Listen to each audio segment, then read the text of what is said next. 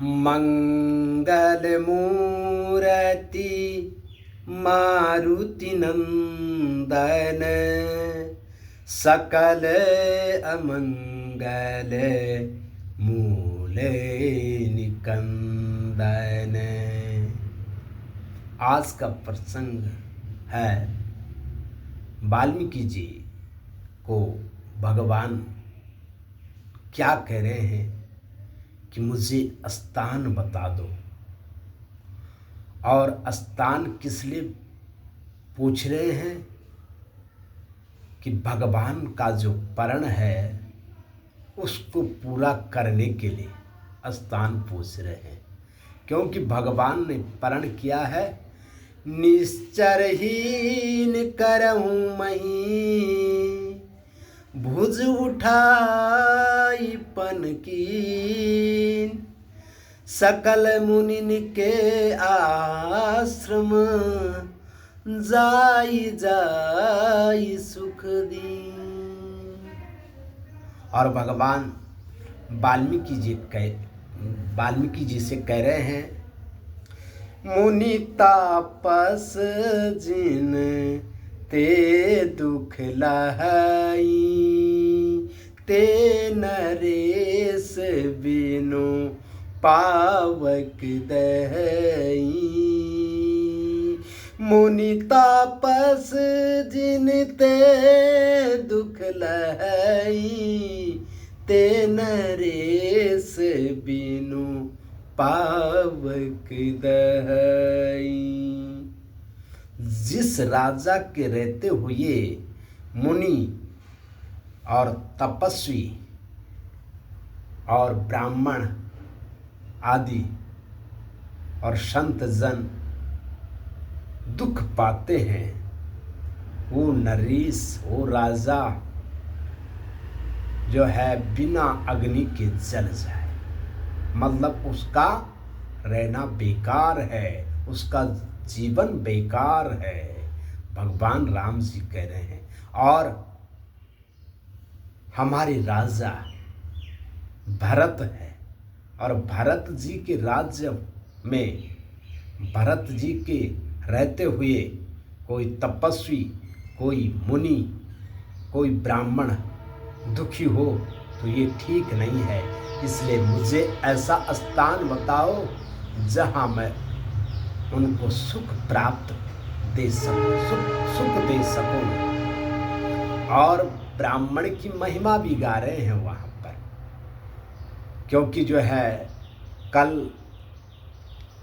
के प्रसंग में भी ब्राह्मण के प्रति हमने कुछ बोला, धर्म के प्रति, कि ब्राह्मण का अपमान नहीं करना चाहिए। और भगवान राम जी भी यही कह रहे हैं, मंगल मूल विप्र परितोषु, दाई कोटि कुल भूषर रोसु। सारे मंगल का मूल जो है वो ब्राह्मण का आशीर्वाद है, ब्राह्मण की संतुष्टि है। ब्राह्मण चाहे तो जो है किसी भी भक्त यजमान के सारे अमंगलों का निवारण कर सकता है। ये शक्ति ब्राह्मण में है। और ब्राह्मण को जो अगर कोई दुख पहुंचाता है तो जो है सारे कुल का विनाश हो सकता है। क्योंकि जो है दहाई कोटि कुल भूषण रोसु, सारा करोड़ों कुल का भस्म हो सकता है जब ब्राह्मण श्राप दे। इसलिए जो है मांग रहे हैं, स्थान पूछ रहे हैं। अस जी जानी कहूँ सोई ठाऊं, सिया सो मित्र सहित जहाँ जाऊं।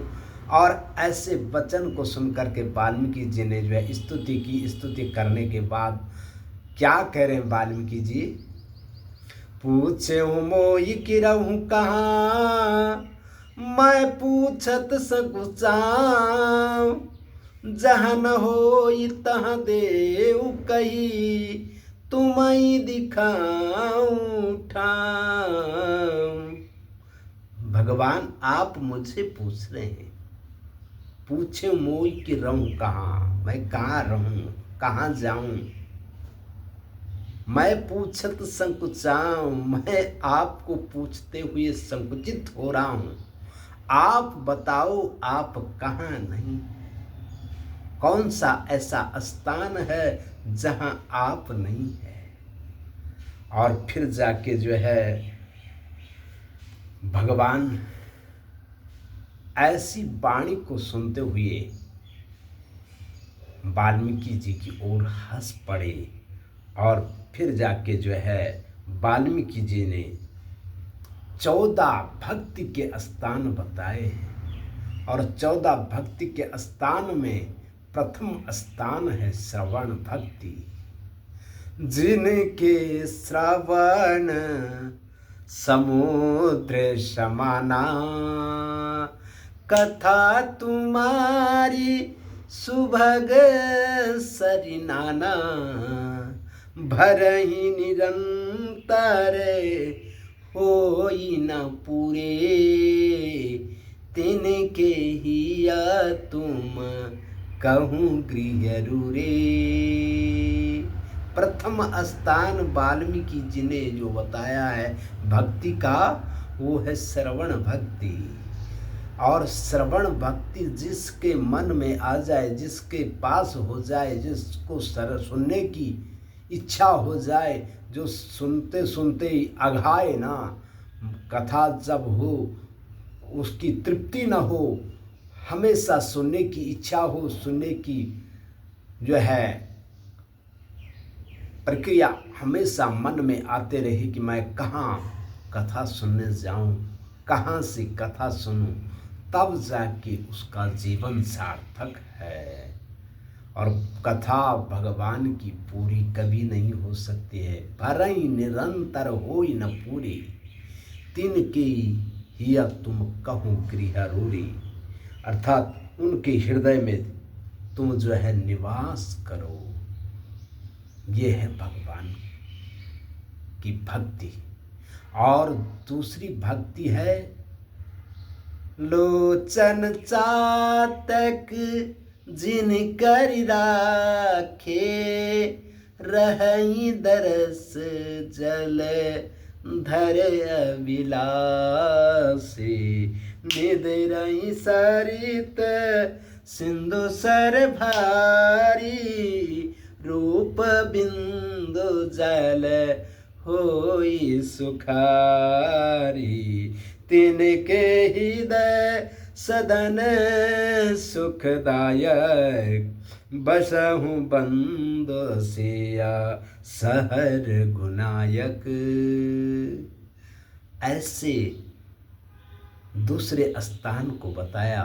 अन्याश्रियाणाम त्यागो स अनन्यता, जिनके लोचन भगवान के लिए जो है चातक बन गए हैं।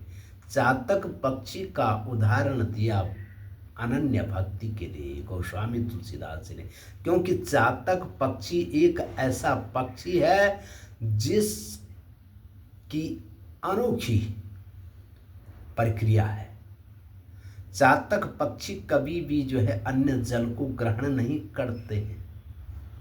केवल स्वाति नक्षत्र शरद ऋतु के स्वाति नक्षत्र में वर्षा हुआ जल ही ग्रहण करते हैं।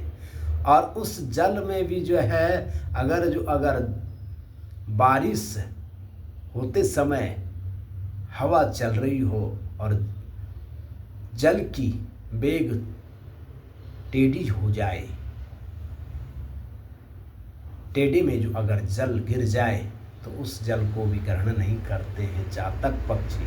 वो कहते हैं कि जो अगर हम मुँह टेढ़ा कर देंगे, हमारी निगाह अन्य जल पे जाएगी और हमारी भक्ति का, हमारे प्रण का निरादर हो जाएगा। अपने बच्चों को चातक पक्षी यह उपदेश देते हैं कि हमारे मरने पर तर्पण करना तो केवल शरद ऋतु के स्वाति नक्षत्र का करना, अन्यथा अन्य जल से हमारा तर्पण भी नहीं करना। और चातक पक्षी अपने अंडे के छिलके को भी कहीं किसी जल में गिरने नहीं देता, जो अगर गिर जाए तो पैरों से निकाल करके अलग कर देते हैं। उनका विचार है कि जो अगर हमारी अंडे का छिलका भी जो अगर अन्य जल में गिर जाए तो निरादर हो जाएगी, हम निरादर हो जाएगा हमारे प्राण का। ऐसी अनन्यता जब आ जाए, जब भगवान के प्रति अनन्यता, अन्याश्रयाणाम त्यागो सा अनन्यता आ जाए, तभी भक्ति सार्थक है। और जो अगर भटकाव हो जाए, आज मैं राम को पूज रहा हूँ, कल मैं जो हूँ शिव जी को पूजूंगा, परसों गणेश जी को पूजूंगा। पूजना जरूरी है सबको, लेकिन भक्ति एक की करनी है, मतलब इष्ट एक को बनाना है। जो अगर इष्ट एक नहीं बनाया तो हम भटकते रहेंगे। इसलिए जो है अनन्य भक्ति जरूरी है, और अनन्य भक्ति जिसके अंदर आ जाती है उसका जीवन सफल है। श्री राम जय राम जय जय राम, श्री राम जय राम जय जय राम, श्री राम जय राम जय जय राम, श्री राम जय राम जय जय राम, श्री राम जय राम जय जय राम, श्री राम जय राम जय जय राम, श्री राम जय राम जय जय राम, श्री राम जय राम जय जय राम। बोली रामचंद्र भगवान की जय।